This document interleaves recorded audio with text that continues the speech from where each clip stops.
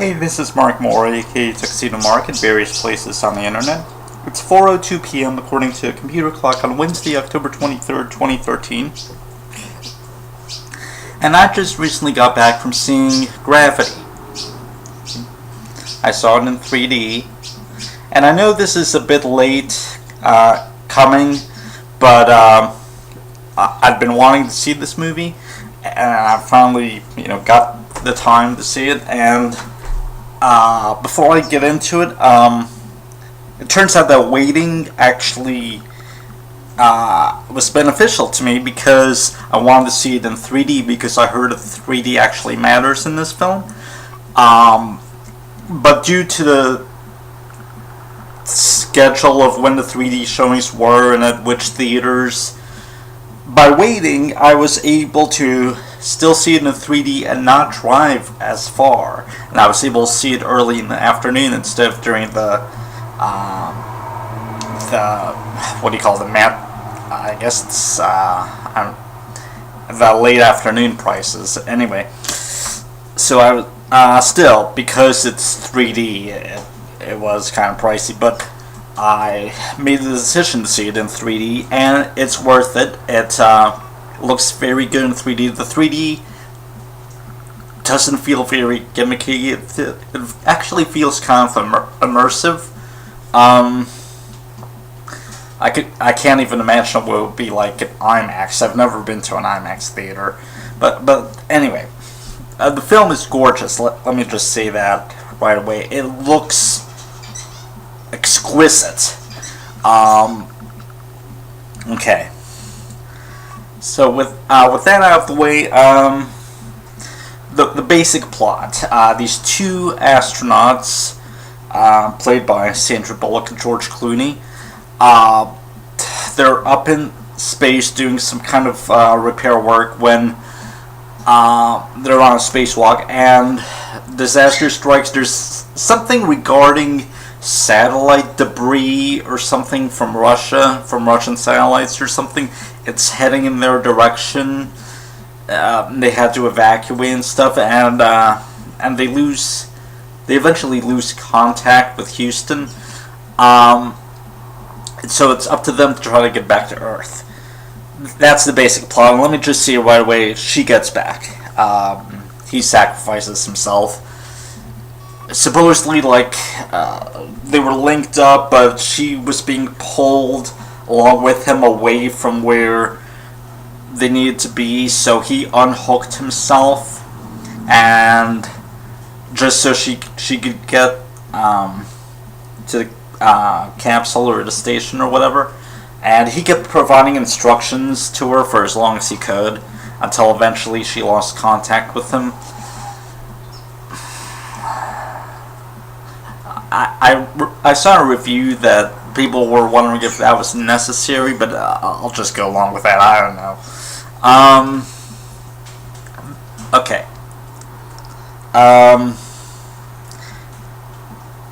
Before I go further into the story, let me just say that Sandra Bullock is probably my favorite actor of all time. That's no exaggeration, and a lot of it has to do with just because I admire her as a person, as a human being, just from what I've read about her. So I'm going to try to distance myself from that, and just kind of concentrate on her performance in the film. But at one point, I did try collecting all of her movies on DVD until I realized that there were so many of them, so I gave up and I sold what I had. I haven't seen her entire body of work. The last film of hers that I saw in the theater was The Blind Side. I believe I saw Proposal and The Blind Side in the same year. I wanted to see The Heat earlier this year, but I never got around to it. I'll have to Redbox it, I guess. But yeah, I've been a fan of hers since Speed. But only, years later, just reading about her, it's like I really admire her. Okay, so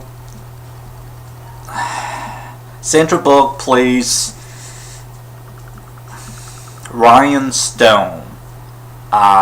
She explains that by saying that her dad wanted a boy. So her name's Ryan. Anyway, so she has to find a way to get back to Earth.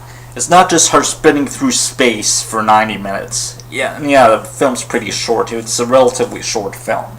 But it's very immersive. It's like an experience.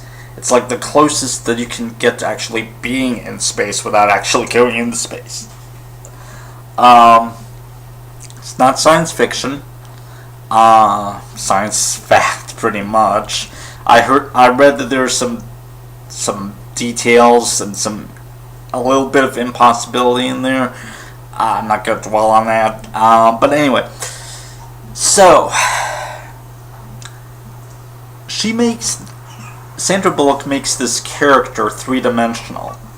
I don't remember at what point in the film that Clooney's character sacrifices himself, but then she's basically on her own for the rest of the film. I don't know if it's the halfway point or maybe a bit earlier that he leaves. But yeah, she basically has to carry the film. And she does. Oh boy, does she does. Does she? And so she has to get from point A to point B to point C to point D and just get back to Earth, which she does. Okay. There are numerous long shots in this film, just that they go on for a long time. I tried keeping track of all the shots in the film, meaning when the camera changes. That's the beginning of a new shot, when it changes angle or whatever. I might be wrong because I was just counting on both hands, but I counted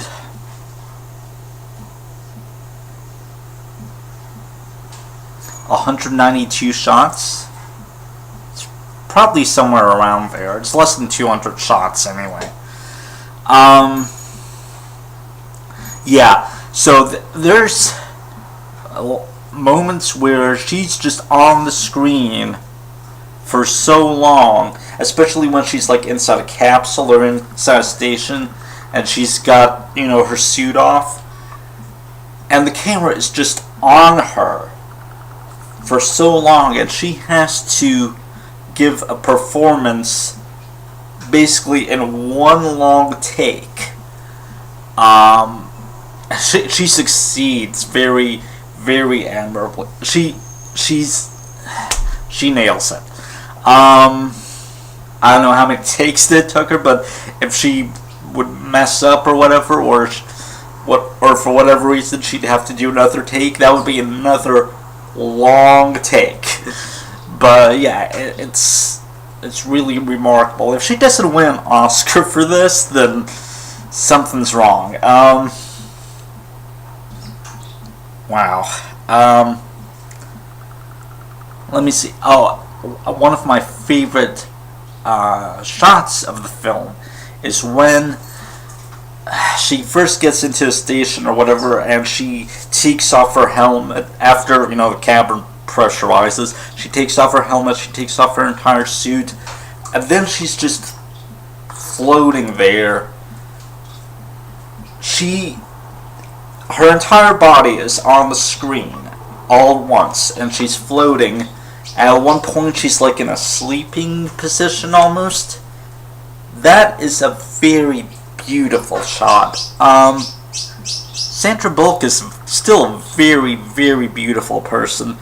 She's aged very well, and that shot was just, I was like, wow. It kind of reminded me of the movie poster for Escaflowne, A Girl in Gaia, when Hitomi is in a sleeping position. But anyway, we get a bit of backstory about her character. She doesn't have anyone waiting for her on Earth. She's alone in her life. I think at one point Clooney's character asked, "Is there anyone down there looking up at you?" And she has no one. She's just on her own in the world. She mentions that she had a daughter that died when she was 4 years old. The way that she put was something like, she was playing tag and she hit her head and that was it. Stupidest thing. That's what she said. Stupidest thing. And yeah, that is a stupid way to die. It's very, very pointless, very meaningless.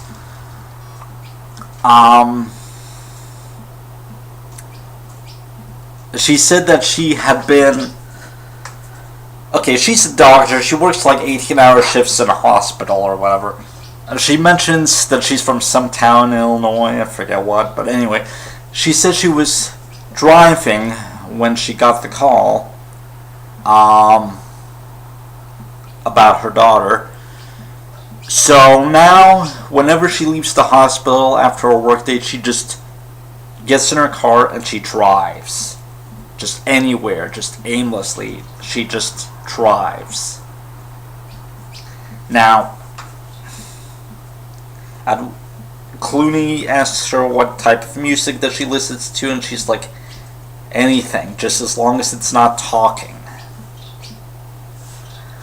Okay, so he also asked her at one point, what do you like the most about space, or what are you going to miss the most? And she's like, the silence. I could get used to it. So she's the kind of person that really enjoys quiet and silence. And just, I guess she just wants to be alone in her own thoughts. So she's like, I guess she's like an inward, contemplative person. But yeah, I find her character very interesting. She seems to be an atheist, or at least an agnostic, but I guess she kind of sort of finds her faith near the end. There's one point when she's trying to contact someone on Earth, and she gets like a Chinese person that doesn't understand her, and she doesn't understand him. There's a dog barking over there, so she starts making barking sound. She's like, get your dog to bark again, please. And she starts like howling and barking. Now some people would say that would be like just silly. I didn't find it silly. That's just something that someone who is like completely alone, which is what she is. She is completely alone. And something as simple as hearing a dog barking would be so welcome to her in that position, in that situation. And I didn't laugh. I really felt sorry for her character. At one point when I was watching the movie, I don't know when it started happening, but I found out that I've been crying. And it's not often that I cry during a film at all. And it's something that kind of sneaked up on me. I didn't even realize that I started crying. It could be very difficult to watch, but yeah, Sandra Bullock really convincingly portrays someone who's just completely alone. And all the emotions that she could go through, she goes through a whole bunch of emotions. She curses a few times. She drops like one F-bomb early on, which is kind of funny because then Clooney's like, roger that, or copy that, or something. But yeah, I kind of find attractive girls and women cursing to be, kind of sexy.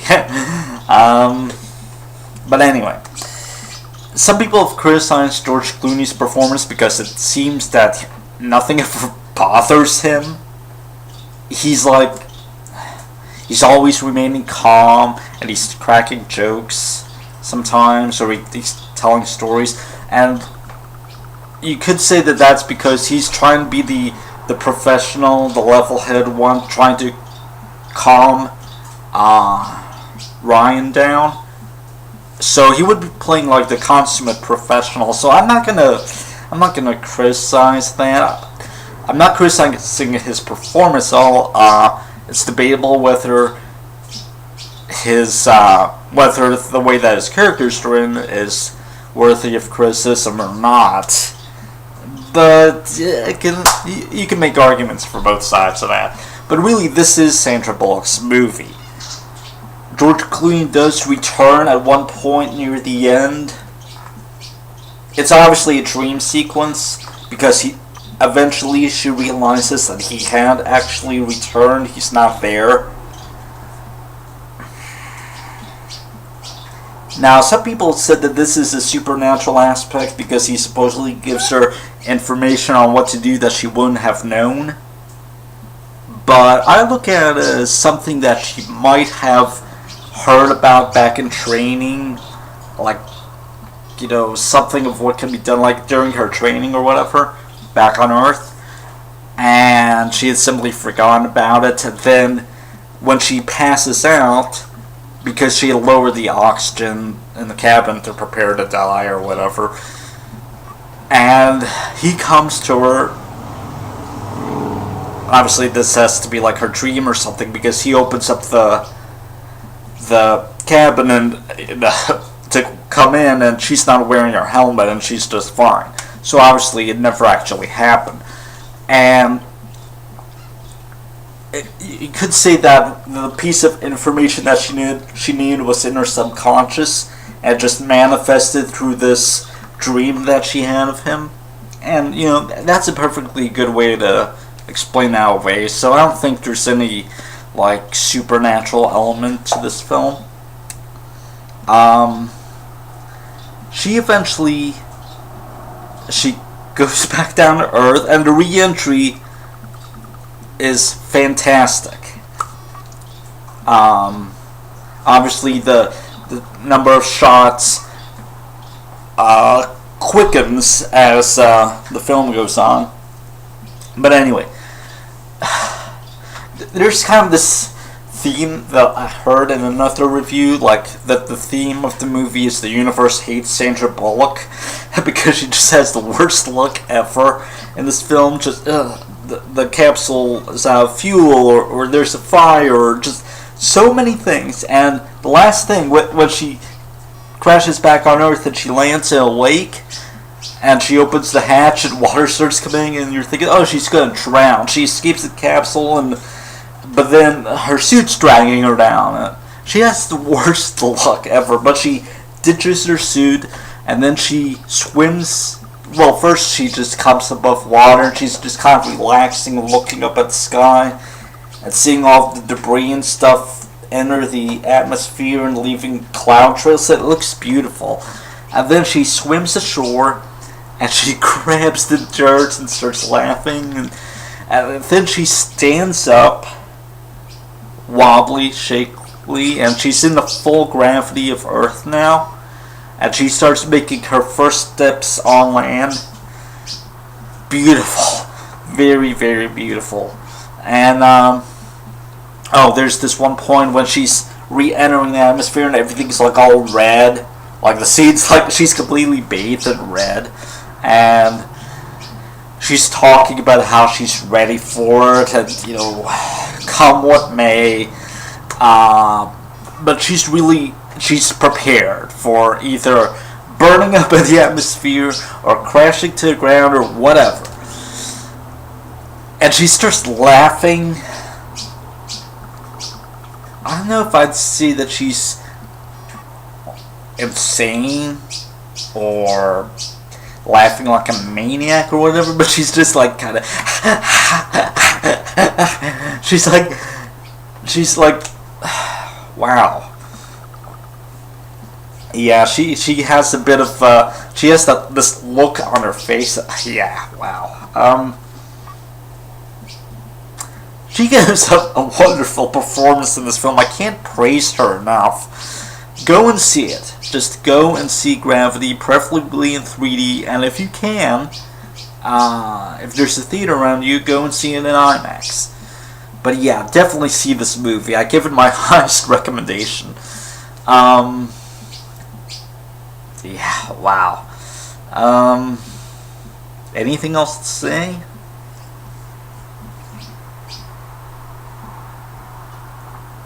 Not sure.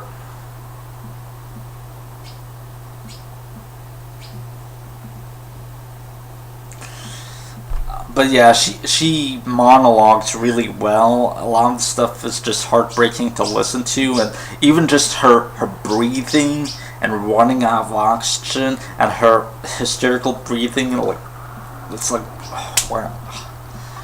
It can be difficult to watch.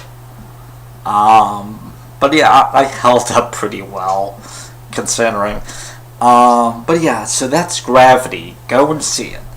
And it's 4:23 p.m. and that's it. Thanks for watching.